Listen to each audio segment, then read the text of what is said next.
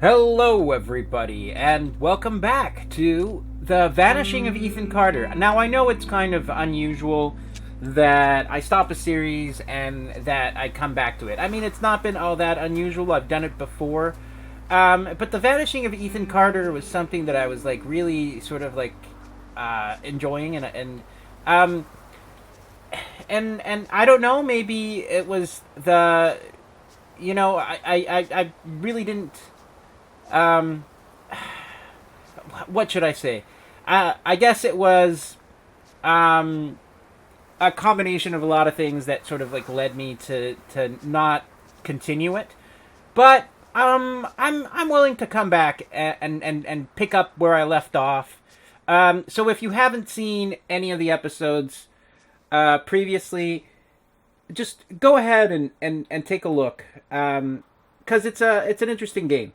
So here we are, and we're outside the Addams family house, and as can be seen, it's just a big pile of shit. There's just rubble everywhere. There's broken beams, and it just seems like it's just a whole lot of disgustingness. But as paranormal investigators, it is our due job to just come up here and just sort of take a look at everything that's going on and climb out of the fucking rickety balcony and try and figure out exactly what is the deal and how has Ethan Carter vanished.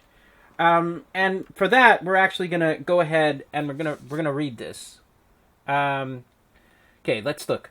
I invoke the boneless one, the one of voids, destroyer of ships, he who is feared by the winds. Hear me.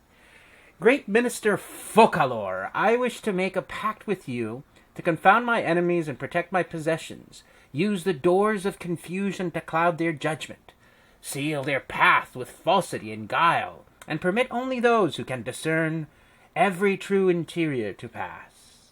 Agalon, Tetragram, Vacion, Stimulatuon, Zafiricumunabandan, Alagimon, Pokemon, Onera Nasimon, Messisai, Sabbath, Adonai, Te Invoco, Amen. Alright. So that's fine. Oh shit. What happened? I see.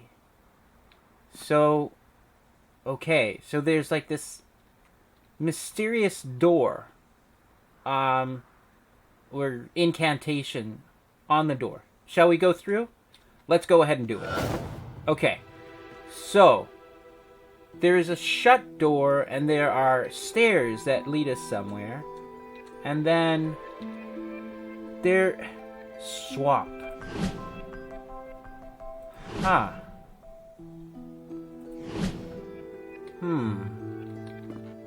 So maybe there's some sort of fandangled. Okay, we're in another house.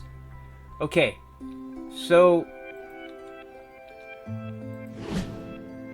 okay. Kitchen, living room.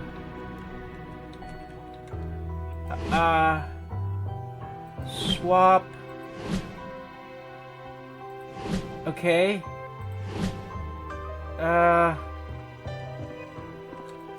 Not really sure. What am I? Maybe this? Oh, okay, so that... It flashed red. So maybe that wasn't right?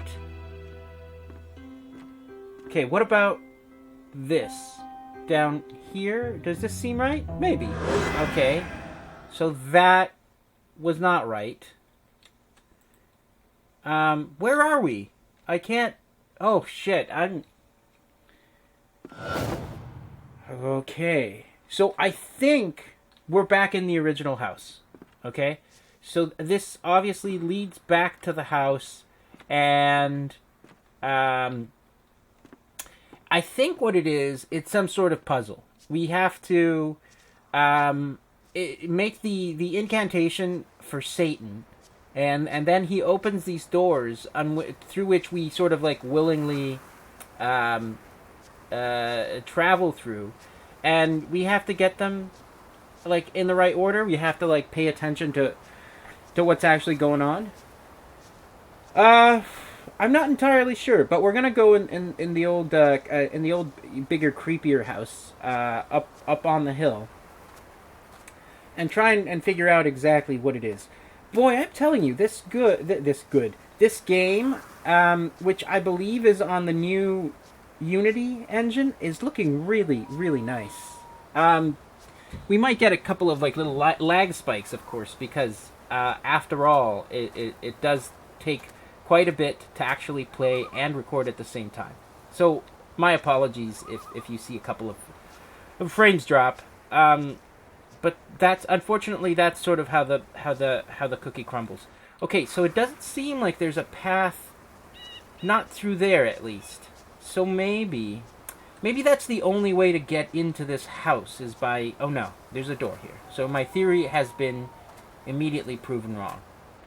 Okay, all right. So this is the entryway, right? And to the right, there's this room with like stairs, and there's just random shit there, and there's another door, and this is the dining room. Okay, so the dining room is definitely there. I hope I can remember how this goes. So up the stairs we go, and immediately to this side there is a chair. Okay, so there is a chair there, and then there is another sort of like crappy hallway that away, and... Pop, they're getting worse. They keep talking about this thing, this sleeper. I know. What I don't know is if it's real or not. Okay, so maybe just walking through the creepy house will reveal certain things? Travis, leave the boy alone. I see how you've been looking at him. You don't even know, do you? You have no idea what's going on. Right. So, You have to help us. It's the only way. It wants Ethan. Okay. You're crazy. You've all gone crazy. Okay. So, it seems like whatever devil worshiper was living maybe in the other house has unleashed some sort of demon presence, which has apparently driven this entire family mad, and now they were just sort of trying to find Ethan and eat him, or something of the sorts. I'm at least that's how I'm gonna frame it right now, and obviously something's gonna happen when I go into this room. It's not my fault. I didn't mean for any of this to happen.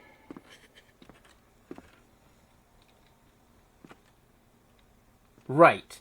So it seems maybe Ethan was the one who was at fault, and so he was the one who unleashed the sort of like ungodly creature, and that pretty much did all of them in. I think that's my story, and I'm gonna stick to it. All right, so you know what? We're just gonna continue. We're just gonna continue our journey because, honest to God, I don't feel like we're gonna get much out of the house. At least not right now. I feel like there's a puzzle in the Addams family house, but for the time being, I feel like I want to walk down this way. Maybe we'll find some sort of troll or some type of gnome that's like in the tunnel or like under a bridge, and it'll riddle us with its things, with its riddles, obviously, and and we'll be able to, I don't know, try and like just figure shit out.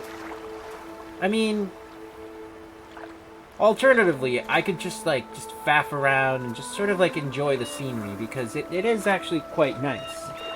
I mean, I would, with the things like all rickety like that, I would totally spend time in a place like this. Hands down, no questions asked. I don't know, I like creepy shit. And I love like sort of lonely, rundown. I've stepped through too many portals, been present in too many worlds simultaneously. Bits and pieces of me stay on the other side, waiting. Whenever I return, I bring parts of those worlds back. Do you know what ghosts are? They're sad, evicted things. Memories without homes. Well, yeah, that's interesting. Ghosts as memories without homes. Sad things, really. I don't, in reality, I don't believe in ghosts, obviously. But, it is one of those things that even sort of like the cultured mind has to wonder about, because there was a time, if you're, the most skeptical person on earth, there was a time when you did believe crazy shit. And especially when you're brought into areas like this where you've just got like loneliness and trees and mysterious shit happening, that sort of brings back exactly those emotions. Like you remember like just thinking that there was something in your closet, or that there was actually something underneath your bed, and it didn't matter. It didn't matter that your parents told you that it wasn't there, because for you, it was there. And that's interesting, because that's sort of like how the human mind works. So in a sense, we are all sort of prisoners of those like very sort of primitive fears of things that go thump in the night. And I'm telling you, I would be lying if I said that, knowing what I know now as a full-fledged grown adult, rational adult, that I still think certain things are scary. And I would just sort of try and reason my way out of it. Holy shit, this path is like just winding and confusing. Should I be going up the hill or should I be going down? Alright, as my girlfriend once said, you better go down. That's probably the best direction. I don't know. First of all, yeah, I'm not gonna get too much into the detail of my past life, because it's just really boring. I'd make it seem like it's a lot saucier than it was, but in reality, it was pretty bad.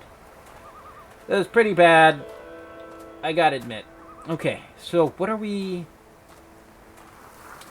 Okay, so there's a little shack here. I think this is the path that we had to follow at one point. And I feel... Yeah, okay. So this is... It looks like this is another power station. And, okay, so there's the water. I think this is the path that we chose not to walk down. Oh, okay, no, it's really there. I thought it was a lot. I had to walk a lot further, so there's not that much backtracking. Yeah, it's interesting. Last year, around August, I got the chance to go sort of like deep into nature. And it's funny how unsettling nature can be, particularly if you know that civilization is far away. Because, we don't really think about the things that could kill us out in the wild. but there's plenty of things. Like, if you're in the middle of nowhere and you're, like, 2 hours, 3 hours away from, like, you know, your base camp, if you find, like, a bear or a wolf, or you jump down, like this little bit of dirt and fall down and just snap your foot, you're pretty much done. Like, no one's gonna come and rescue you. I mean, unless you have some sort of radio and you've got, like, other people. But if you're on your own, you're gonna have to travel 2-3 hours worth with a broken foot. What do the dead have to say? You'd be surprised by how little they know. The dead can't explain what it means to be dead.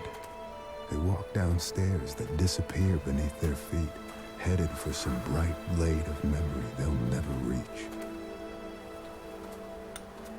It's interesting. It's interesting. I think the writing is somewhat occult, if we want to say it that way, but at the same time, it sounds like something to me. It sounds like something that I've read or heard before. So it'd be interesting to see where the writers of this stuff got their material from. It looks like there's some sort of church / Viking temple. Yeah, it definitely looks like a church / temple of some sorts. Maybe it was actually both. Maybe it began as some sort of, like, pagan Viking temple, and then they added that tower with a cross on top. It could be. It's happened. I mean, like, I feel like in the Middle East you have certain churches that were turned into mosques, and you have vice versa too. You had mosques that were actually turned.